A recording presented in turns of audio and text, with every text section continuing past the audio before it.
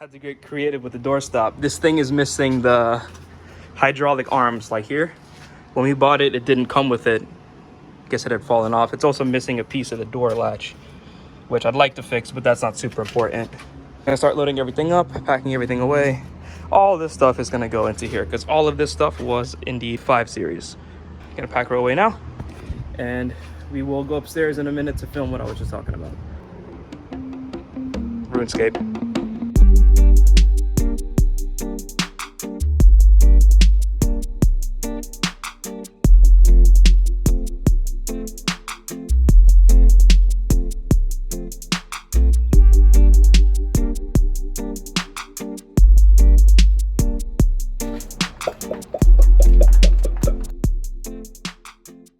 Alright, so everything is mostly packed up into the truck, all said and done. Just gotta finish up tidying up a little of this stuff here, but I'm gonna bring these cars back in a second. Truck looking like a storage unit, not so much like a mobile detail truck. I neglect that car so much.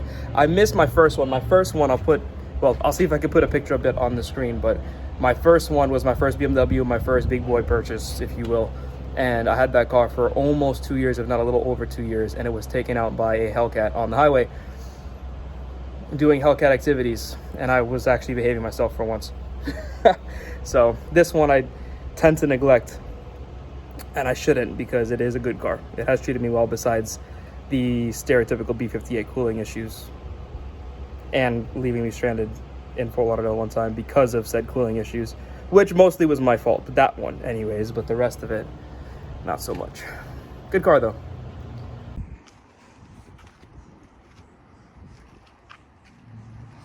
It honestly didn't come out too bad. Got most of the surface contaminants off the car, so that was pretty much the goal anyways. I wanted it to be more presentable looking than what it was before.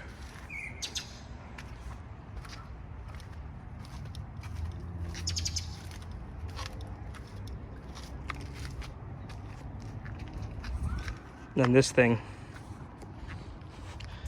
got a quick touch this wash. Power washed it down.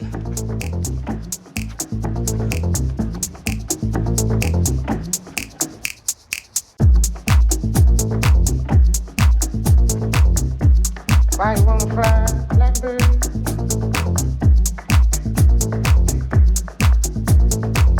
You ain't ever gonna fly.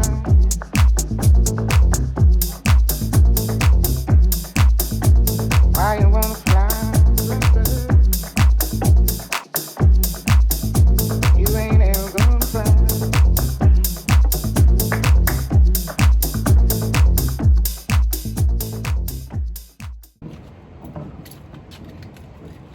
Alright, here's what I'm gonna do. B58 versus 2J. B58 is considered the modern 2J. A lot of people like to say that. Similar specs, just obviously significantly more modern, albeit with modern performance issues such as coolant leaks. This one knows that very well. I know that very well. I gotta back both these cars up anyways, so I'm gonna take a sound clip. 2J B58. That is a GTE motor. It is single turbo. It is straight pipe. It's running on fully 85. Has a little bit of a valve stem seal issue, which is quite evident from when I started up. You'll see the amount of smoke that comes out of it. Be cool to get a sound clip between the two of them. Start this one, start that one. I'm not gonna rev anything. That one doesn't want to be revved or else it'll die. This one has the coolant issue that the B58s are known for. The B58 is widely known and widely considered as the modern 2J. Not without its own issues. This thing is very, very, very capable of making power, as proven many times by many different people. So obviously it's this one, and this one has got many, many years on this one. This one is not without its own issues. We have coolant issues, like I mentioned in this one, very common in the Gen 1 B58s right now, which we're starting to see a lot more of. My car would replace the radiator, the expansion tank cap, which I did before the expansion tank. I replaced a couple lines. The inlet bung on the actual block itself is plastic, which is brilliant. The oil filter housing, which is plastic, which is brilliant. And then I now need to replace a thermostat, also known as the heat management module, which is more than likely where it's leaking from currently. The 2J, that is a GTE. It is a Aristo GTE. So it is a VVTi. It's got a single turbo. It's running on E85, and it's mostly straight piped, if not entirely straight piped. It's got a little baby muffler, but I'm pretty sure Two-Step deleted that muffler at some point in its career. This one is straight piped except for a muffler, so pretty much identical exhaust setups, except that one obviously has a muffler. This one has the OEM muffler on it. Catless downpipe, resonator to lead, pure 850, the works. So we're gonna get a sound clip right now and go from there.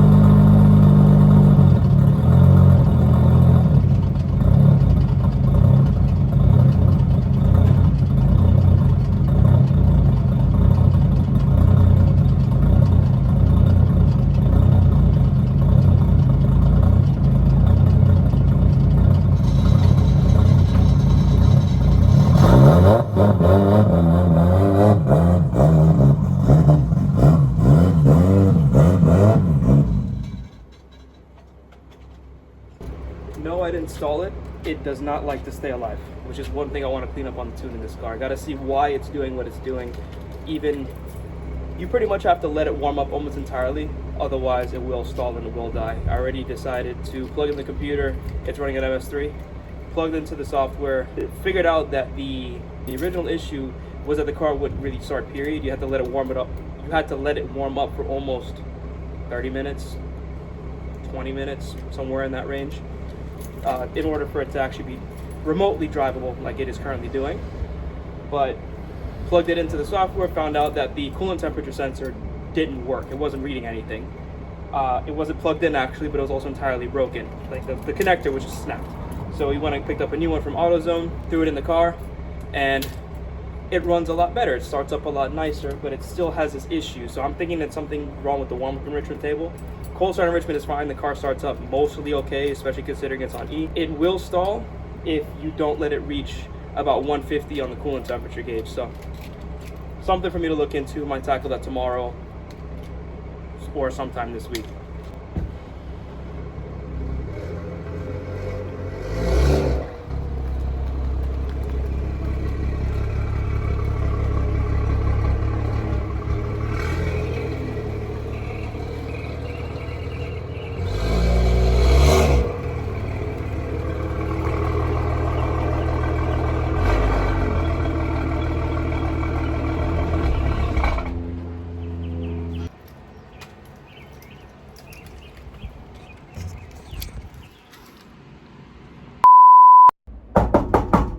Hello?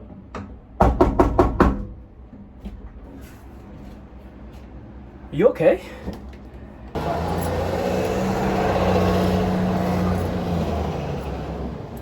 Car parts.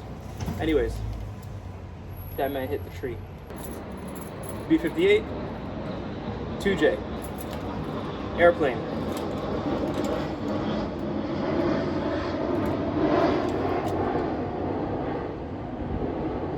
I need to get a microphone.